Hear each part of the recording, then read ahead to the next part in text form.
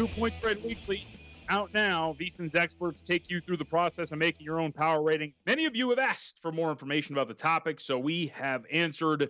Many of the hosts and guests you know detail their methods, from Steve Mackin and Paul Stone, Bruce Marshall, Chris Andrews, Vinny Magliulo, Richie Becciolari. Vinny, was he the pencil? Is that correct in that book? Richie the Pencil, yeah. You know, there was another guy in that book, Gino the Suit. You know who that was? I know. I think that was you, Okay. right? So I'm told. Sign up for a VSiN Plus subscription, absolutely free. You won't be asked to pay until a major U.S. sport returns to action. Sign up today, VSiN Plus. Visit VSiN.com, VSIN.com to learn more. Instead of referring it to as the book, I'll have to look up what the book was, Vinny. But yeah, I read that on many of my trips. I finished it out to Jersey when I was going to Atlantic City every weekend. So it's a good book. I think it was it the Smart Money? Yeah, I think that was it, actually. Yes. Regardless, let's pick the brain of the suit. So as we talk about this, there are a lot of questions. And actually, Vinny, let's just start with this topic, because I think it's a really good time for a lot of people to take advantage of just kind of being at home, right? And, you know, when I was on with you guys, I think it was last week, Patrick Maher was poking fun at me because I was sitting back and watching NBA games from the season. But it's a chance to study and get ready. And if the NBA does come back in a playoff format, I'm going to be ready to go. And I think this is a really good opportunity for a lot of people to take a silver lining out of this, is get ready for whatever your sport is, because you would think it is going to come back at some point, at least the way we are operating right now. There's no downside to that, JVT. I mean, you're gonna, but you know, I would advocate that you take about 80 to 85% of your time into your specialty as a bettor, and then also start having a little contingency plan. For instance, it's more than likely that baseball is going to come back at some point too, right? But it'll be further out. It'll be a shortened season.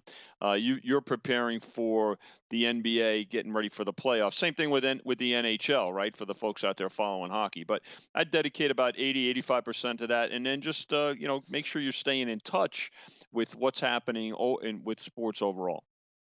So I mentioned the book. What other books would you recommend looking at here?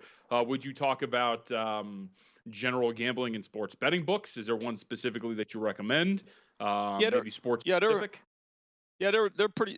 There's several. I mean, listen, we just did a promo, and you know, we'll certainly talk about VSiN. Point Spread Weekly's got a great pieces every week. It's kind of a tutorial in many cases. And these are, you know, some of the things that I get asked. So right now, people are, hey, with 20 states now with legal sports wagering, and it'll come back once things subside with the COVID situation. Well, how do I get into the business? Well, you want to familiarize yourself, obviously, with terminology and what the concepts are. Chris Andrews' book is a great book. I mean, there's great stories in there, but they're anecdotal to where you can relate to terminology and many things with it. So you can go online, go to Point Spread Weekly, go to vsin.com and look up many of the books that come on. There's analytical books. There's so many of them that you can take advantage of, and certainly get yourself familiar with it. And also look at rule. If you're looking to get into the industry, and I get asked this a lot, you know, and you know, you have to familiarize yourself with rules, stipulations. We talk about them a lot. What do they mean? How do they pertain to sports? And how do they play out? Understand those things, and say, well, I don't live near a book. I can't get access to a sports book. Where do I get these rules? You can go online. In many cases, you go on, for instance, to the state of Nevada, the Gaming Control Board website, for instance, and look at some of the regs and where the rules are drawn from. It's a lot of research, but it's also going to help you understand what it is we're talking about and how it applies to the wagers you may make. Really quickly, two books at least that have helped me out. One, and this is, I have to reread this. This is another one of these books, and it's way above my head. Jeff Fogel recommended it to me. I'm not as smart as Jeff. But Fortune's Formula, Untold Story of Scientific Betting System That Beat the Casinos in Wall Street, talking a little about the Kelly criterion and bankroll management and how people alter their bet sizes. And then Sports Specific, at least it's an older book, came out in 2004, but Basketball on Paper by Dean Oliver. Really, really good book on basketball analytics for those of you out there, maybe for some recommendations on where to start, but those are a little specific. So as we move ahead, right, also you have to learn about what's available to you as a bettor. There's a lot. from index props and obviously game to game props, overs and unders, things of that nature. Yeah, I mean the types of wagers that are available too, and how do you yourself with those types of things? You know, JVT, you can go online or you can go to now. There's so many places that do have sports wagering, and again, this is predicated obviously on when the restrictions are lifted and sports come back. Go to a book, experience what it's like to make a wager, and talk to people that are there. You want to talk to personnel behind the counter when the time is right, not when it's busy or not when it's post time. You can write. I get plenty of emails. I do the piece in the New York Post a couple of times a month. Ask Vinny. There's questions out there. Don't be afraid to ask questions. I mean, I'm in this business over 40 years. I don't mind asking questions to this day. You hear Chris Andrews, Jimmy Vaccaro, also in the business between 40 and 45 years. Always be willing to learn. Take from other people's experiences to enhance yours and understand what those things mean. And frankly, listen to VSiN. Tune into VSiN. I hope not only do we provide information, and it's credible information, obviously, it's entertaining, but it should be informative for folks out there as well. So, and the other thing is, I advocate to people have realistic expectations. I can't tell you how many times I'm a sports enthusiast. I've been betting all my life. I'm ready. You, that doesn't mean you're going to become a director right away or a professional bettor right away. You've got to be disciplined. You've got to make sure that you're paying attention to the details. Entry level position, frankly, if you're looking to get into the business and understand it even better, you apply as a ticket writer, cashier. Those are the entry level positions, and go through an entire year at least to go through every season and every scenario. I was going to say a lot of the guys behind the book that you talk to that are upper level management started as a ticket writer. Oh, To your absolutely. point about right, so you have to get your hands dirty. And I'll say this too. I think it's a great point about asking questions. And people might think this works against you, Vinny. I am never afraid to say I don't know something, and I think a lot of people are. I think they think it's bad or it makes you look stupid to not know something. I think it's the opposite because I think you look worse when you pretend to know something and you don't.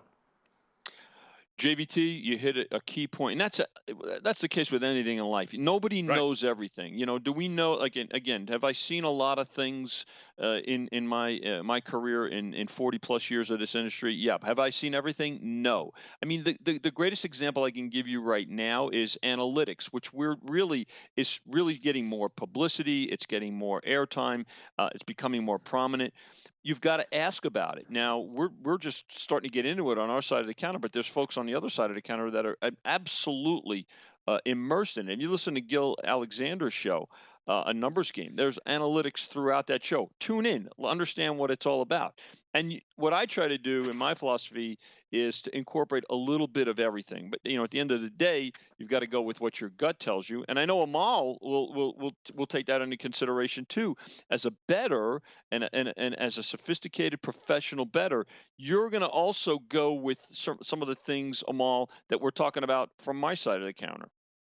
Oh, you're absolutely right. I think it's very important, and JVT hit upon it. Things you don't know, inquire about, learn about. Vinny, I wanted to ask you. You guys make power ratings. I know you get asked about this all the time.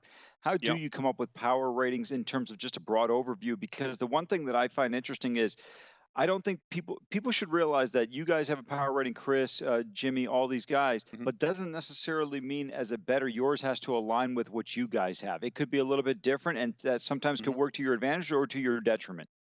Great question, Amal. In fact, Matt Humans did a piece in this week's Point Spread Weekly that talks about power ratings, and he talked to me, he talked to Chris Andrews, he talked to Richie Bachelari. Let me tell you this about power ratings.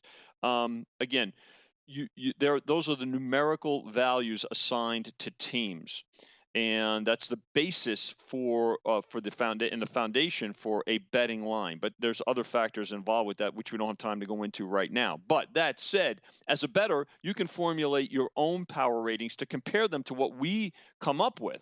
And yours are going to be predicated on how you would attack a Right. number or a game or a matchup, whereas we're trying to put out a number that takes certain things into consideration, anticipating what you as a bettor will do, but also to where we hope to attract the ultimate goal of two-way action. Now, I think one of the ways you start with power ratings, and you as a bettor can make power ratings on a particular sport, or if it's college football, a particular conference. Whereas we on our side of the counter have to make power ratings on every team in college football. College basketball, the 350 teams had to have a power rating on it. You as a bettor can focus on a particular conference or set of teams. One of the ways that you begin is one of the ways that I look at is I start before the season. I start projecting teams winning a number of wins they're going to have and back in. I start from a back end approach almost to where how many games teams are going to win. If you look at the NFL in particular, you got 32 teams. Start formulating your regular season wins and see how those compare to other teams. That's a good basis starting point for starting your own individual power ratings. And I think the number one question you will always hear, who you got tonight? Don't ask me who I like. Ask me who I need. Yeah, that's a good point. I'm sure Amal has been asked many times, who you got tonight, man? What do you like? What do you like today? Can I get a lock? I always tell them the biggest lock is you walking out of here right now with the money in hand.